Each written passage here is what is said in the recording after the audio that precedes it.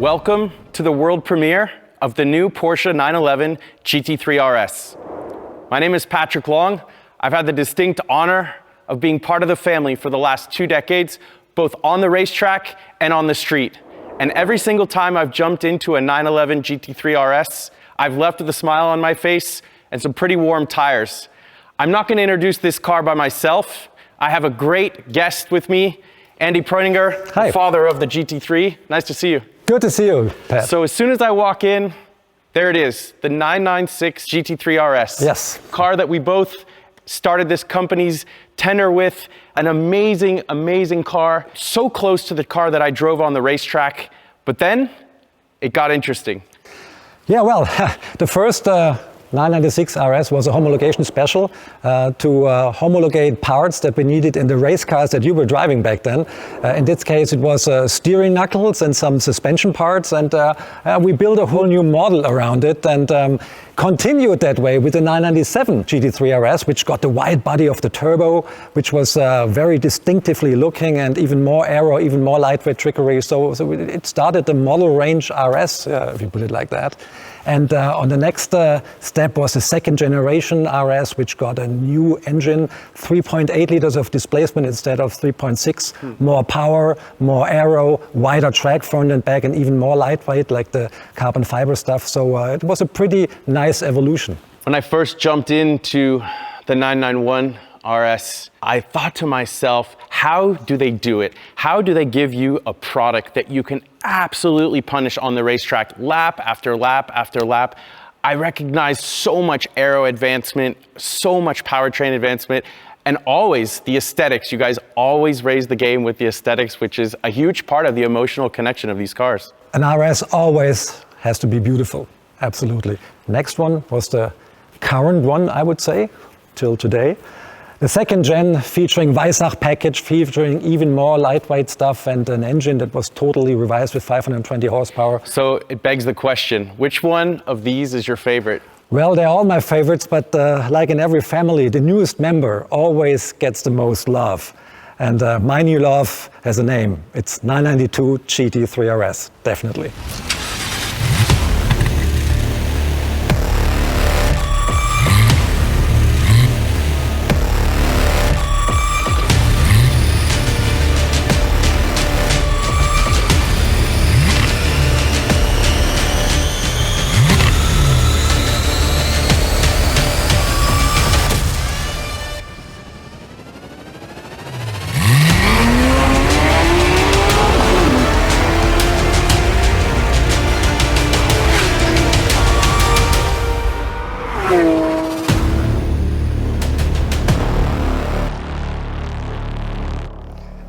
Doesn't this car look sharp?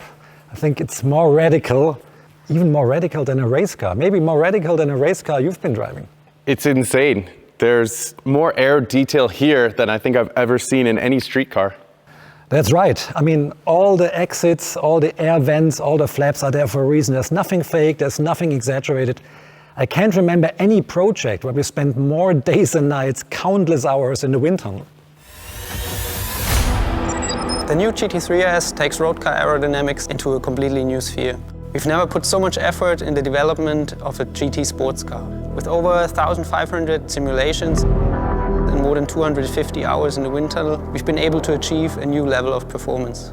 We doubled the downforce compared to its predecessor, and in comparison to the GT3, it has even been tripled. This radical change in downforce is due to a new packaging of the front of the car.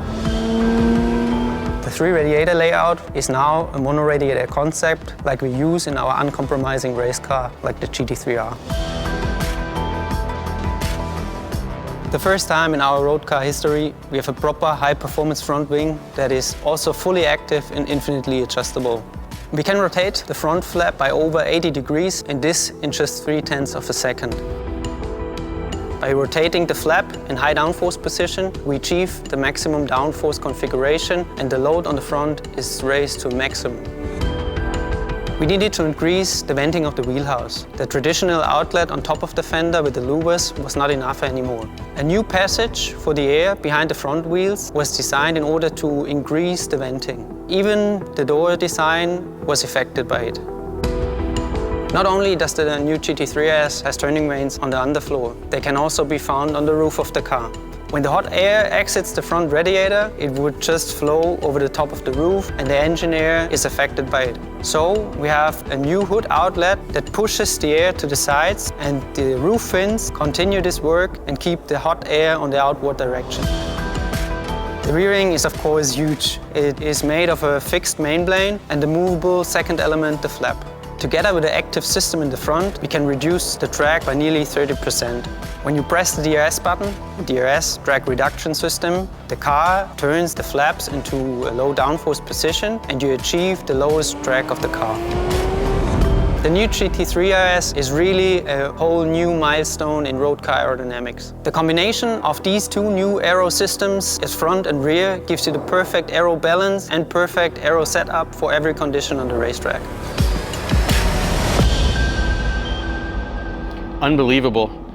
In many ways, it suggests this car would be on par with an FIA GT3 race car. Yeah, I think from the downforce values it is. It produces 860 kilos at 285 kilometers per hour, which is a speed that you reach on a Döttinger Straight, for example, on Nürburgring. And just look at the father of all wings. It's towering so high above the car, it's even a little bit higher than the roofline of the car. I'm convinced this has to be the most extreme street-legal GT car ever. Absolutely. That was what we were aiming at when we began with the project. And the great thing about it is it offers such a great, rewarding driving experience on the track. It put a smile on my face every time I use it on the track, and all the development team as well. And that's a good sign that all the customers will love it too. I can imagine. That brings me to my next curious question about lightweight materials. Lots of those to be found on that car, even though we hide them away with paint. The ducktail is made of carbon fiber, as is the rear wing, as is the roof. We have very, very thin glass that is super lightweight all around the car. And for the first time, this car features carbon fiber doors, which shave off almost 5 kilos of the weight of the car. And they're integrated into the aerodynamical system of the car, having a different shape than the normal 911 door. And we have conventional door handles. Let's go to the front. Front fenders, carbon fiber, front lid, carbon fiber, and lots of bits on the suspension as well are carbon fiber or super lightweight materials. If you look at the interior, lightweight carpentry, extensive use of microfiber cloth. So we're looking at every component of the car, and there's lots of bits on the car. I mean, it's our passion to make these cars as lightweight as possible. And the heart and soul of these cars. Let's talk a little bit about the engine. It's a 4-liter flat six, 9,000 RPM. We upped the power by 15 horsepower over the GT3, so it has 525 horsepower by using hotter cams with longer duration, so the car makes more power at high RPM operation, has different cylinder heads for more lubrication in super high G situations, which that car really produces. We changed the cooling system a little bit. I get excited when you talk about cam tweaking, more cooling. GT3 RS and PDK, they go together. Absolutely. RS means range sport, means using the car on the track, trying to get the best performance out of the car on the clock as well. So you need a 7-speed PDK. It shifts faster, it is quicker, and it is easier to operate, to get the best lap times out of the car, and it's the perfect fit for that kind of car and for that engine. I spent a lot of seasons racing with Jörg Bergmeister, and sharing a car with him, it was very apparent he's a bit of a suspension guru. I assume he's quite the same and pushes your team pretty hard. He's a perfectionist, absolutely. He's never happy with the suspension, and he really drove our suspension engineers to their limit. But it was a good thing for the car.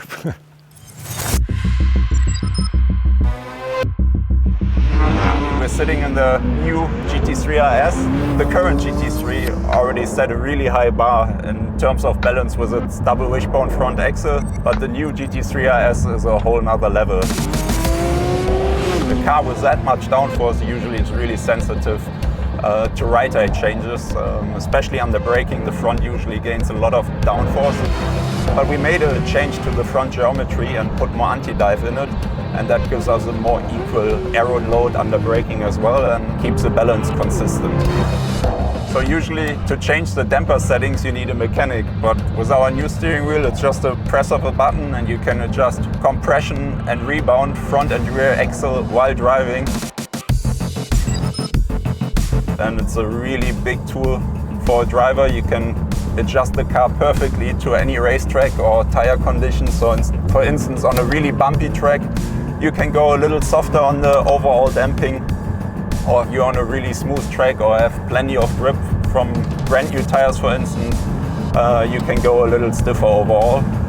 So basically it's a race car driver's dream come true. Also on the steering wheel, one of my favorite features is an adjustable differential. For instance, when you're struggling with a little nervous rear on corner entry, you can add some more differential on coast, or if you're struggling with oversteer on the corner exit, you just tighten the diff up on power a bit. So it's a really big tool. Also when your tires degrade a bit, you can adjust the car really nicely with it. Yeah, so far you could either turn the traction control on or off, but now it's really cool. Just like in the race car, we have a fully adjustable traction control with 7 positions, and you can still switch it off, just to your liking. Yeah, all this makes it the best handling 911 road car ever on a racetrack. It's so much fun, especially in the high-speed corners. The performance of the car is just amazing, and I'm sure you're gonna have as much fun with it as I do. Pretty incredible. I want some of these features in some of my race cars. Yeah, it's a serious track tool. It's built for the track. No compromise. We don't even feature a trunk anymore under the front lid. Perfect drivability. Incredible. This car is really built for the track, and I hope that all the customers are really using it on the track. But they should train their neck muscles a little bit, because you have to tolerate the G-forces the car throws at you. Well, yeah, you talk about the racetrack and it makes me think about the Club Sport package. I assume that comes with this car. As a matter of fact, the car comes standard with the Club Sport package, which consists of 6-point harness, fire extinguisher, and for most markets with a rear roll cage. So if I select the Weissach option, what does that entail? Yeah, the Weissach option has been very popular on the last RS model, so it will be an option here again. This is a non-Weissach package car, so if you would have opted for the Weissach package, the front lid would be visible carbon fiber, the roof would be visible carbon fiber, the lower section of the rear wing as well. And we have bits in the interior as well, like the door handles will be carbon fiber, and even the suspension, the stabilizer bars front and rear, the transversal strut. Alone on the suspension, we shave off 5 kilos with the Weissach package. And another innovation, the rear roll cage for most markets will be in carbon fiber as well. Unreal. There is such a presence live with this car. I cannot wait to see the public's reaction. Me too, me too. And it'll be on display on your home turf in California, on the Monterey Car Show. And my plane's leaving this afternoon. So why don't you come with me? I'm heading that way. I'll catch a ride. Let's go.